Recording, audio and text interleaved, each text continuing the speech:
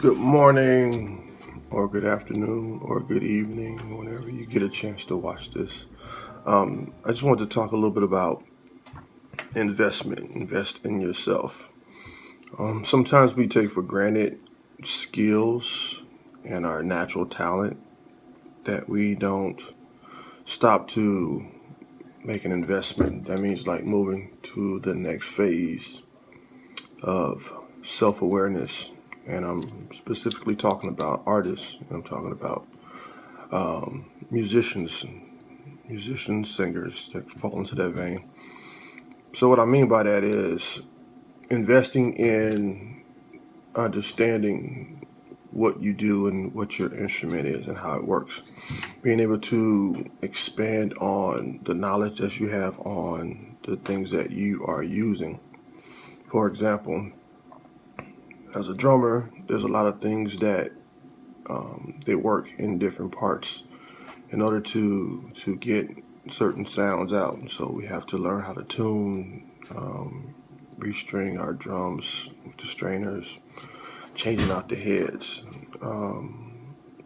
but also being aware of the music that you're playing, so that way it changes the sound of what you're doing based on a specific song or genre of music. I know that we've definitely gotten smarter over the last 5 to 7 years with adding that auxiliary second snare, left side snare, that gives you more of a dirtier, old school, fat backbeat sound, which is great.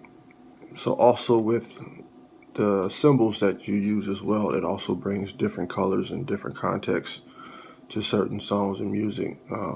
So I say that to say that we have to just look at how we study what we're working on. I guess it comes in 3 different phases. Whether you are a cover drummer in a band and you have to play a little bit of everything, so being able to have that range sonically with a few different cymbals that can either fit with a specific sound with let's say like a 60s and the 70s kind of vibe, and even a snare to match that, but then also moving into the more contemporary stuff between like the 80s with electro pop stuff, 90s more of a upbeat, more crack sound, and into the new era with the electronic music and the extra sounds and the claps and the drum triggers and whatnots. So it's just being familiar with what you're playing. Some people are able to get away with all of that stuff with having a very specific sound, which is very cool and very unique. A lot of people can't do that because they still haven't figured out specifically who they are, I guess, individually.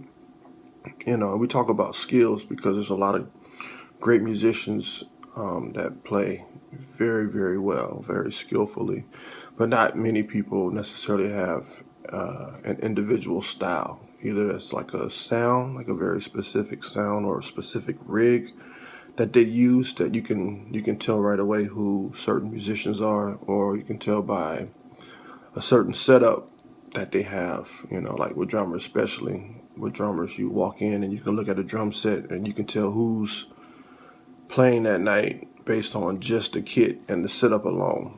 And I've tried to be someone that has a very unique setup and interesting rig that stands out from most. I've been inspired by a few different people, and I'll get into that later or maybe on another video, inspiration. But more so, I feel pretty comfortable in my sound and my setup now, so I'm able to move around my rig pretty effortlessly between a lot of different genres.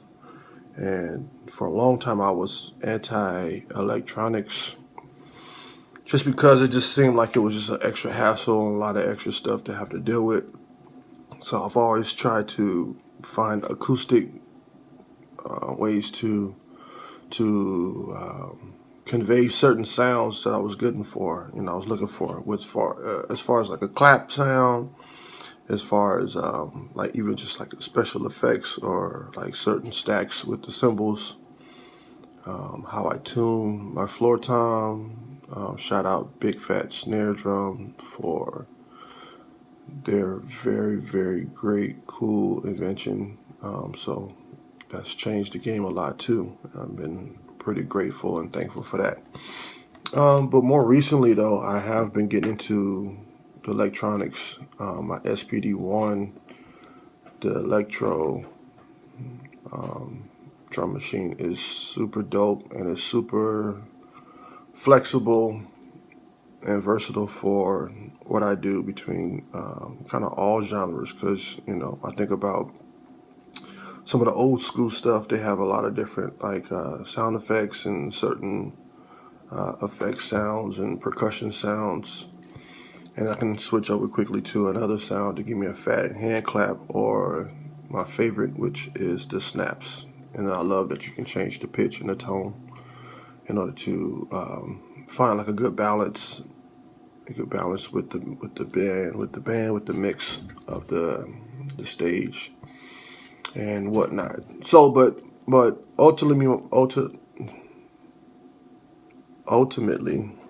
my point in this particular video was to talk about, again, investment in self. So some of that has to do with not just talking about money investment, but sometimes you do have to spend a little money to invest into your time that you need to learn certain things about yourself and about how your setup is. Let me give you a few tips. One tip is being able to go to a rehearsal studio, more so like a SIR studio that has multiple instruments or multiple drum kits that you can rent, and you can kind of go through and explore for different sounds. That way you can start learning different brands. You start learning how different brands have certain sounds and tones, and so when you go on the road and you start to put your list together for your backline, you will have a better idea of what you should use and what you should request based on certain gigs.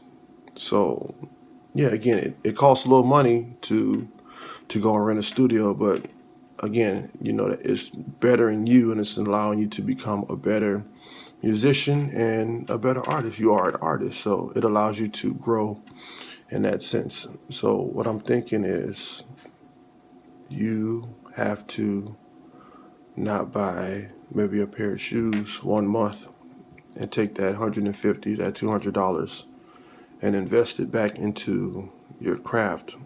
And I mean, going into the studio, renting some equipment to try it out, experiment a little bit.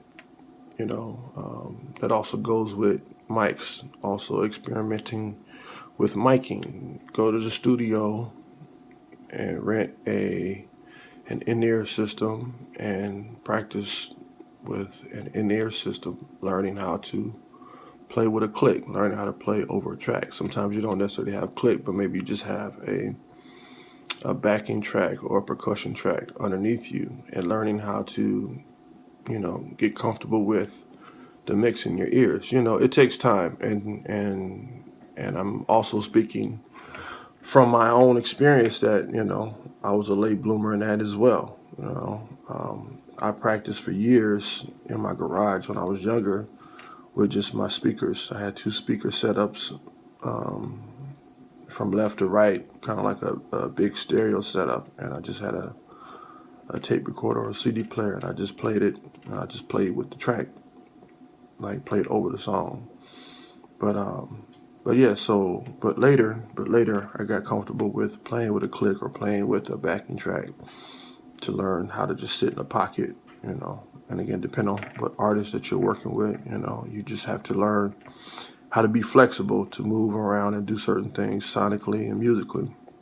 Now this is again, these are just tips even more for up and coming artists looking for work, or just things to kind of be aware of when you are starting out playing with artists and playing with other people before it's actually your gig or your music. You know, when it's your music, when it's your gig, and it's your say so, then sky's the limit. And do your thing, do what you want. But it's just learning how to be flexible, learning how to adjust to certain environments, but also not lacking based on your own self-development. So yeah, so that's just a tip, a helpful tip. You know, get in the studio, spend some time with the equipment. Every now and then, just break the drum down and see if you can rebuild it to the way it was, or rebuild it to the same sound that it came in the first place, and figure out, you know, what made it work, what made it sound a certain way, learning the difference between the bottom head, the top head, and the tension, and, you know, being able to get that attack that you need, or being able to get that dead flat sound that you need. All right, so this is just a word for the day. Thanks again. I appreciate you guys. I'm Channing Cook Holmes. Continue to follow, support, share, and I'll see you guys next time. Peace out.